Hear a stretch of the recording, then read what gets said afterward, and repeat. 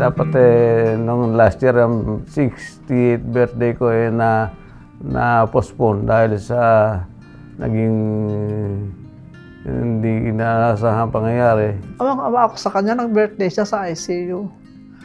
Ayoko sa nakikita ng gano'n kasi sanay ako na malakas siya. Hindi ko, parang sabi ko, bakit Lord? Bakit gano'n?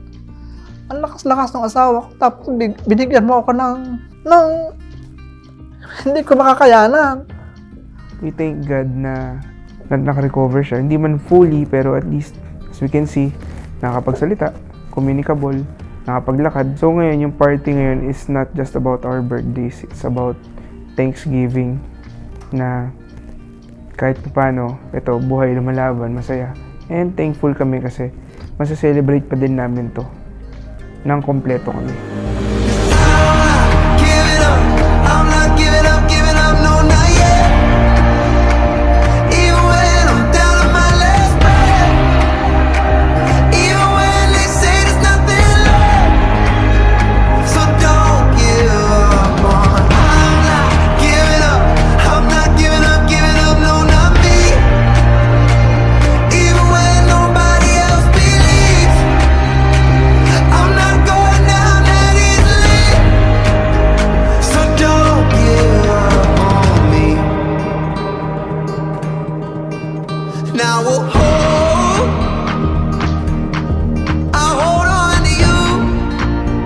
Daddy, happy birthday.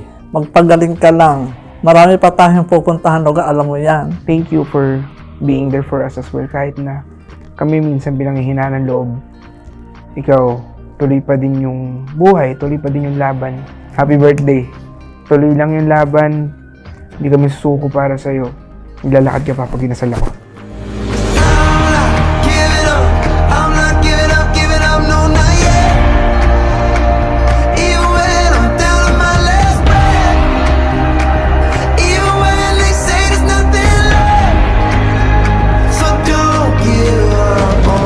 Kay Vince ay lahat makikita ko sa kanya at hindi na ako magpapaligoy-ligoy pa.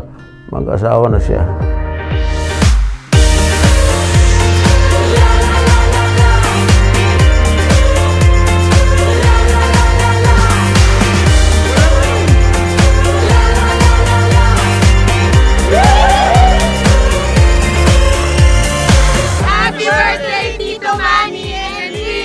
Happy birthday, Kuya Manny and Vince! Kuya Manny, first and foremost, we are so happy to see you today in the best of health and full of energy.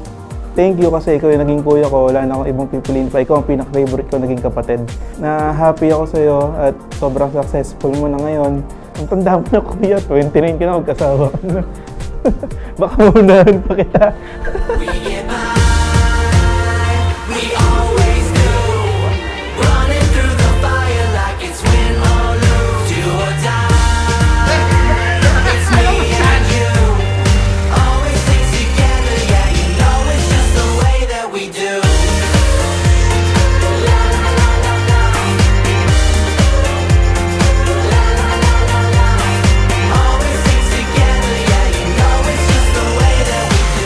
Amazed of the progress of your recovery.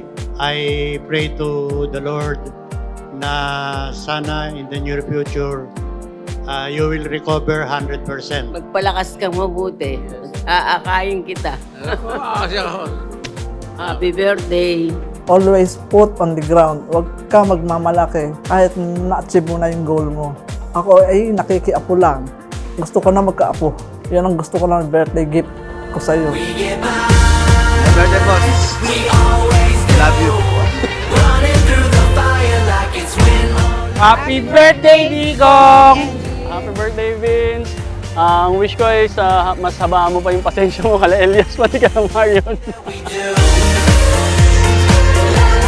Happy birthday, Boss Vince! Thank you for having us here. Nami-miss na kita. Kaya hinihiling ko na sa Diyos na sana ay maagang iyong recovery. Sana umaba pa ang buhay mo at aabutin tayo ng mahigit 70. Birthday message sa sarili mo. Happy birthday to me. Inuman na, motherfuckers.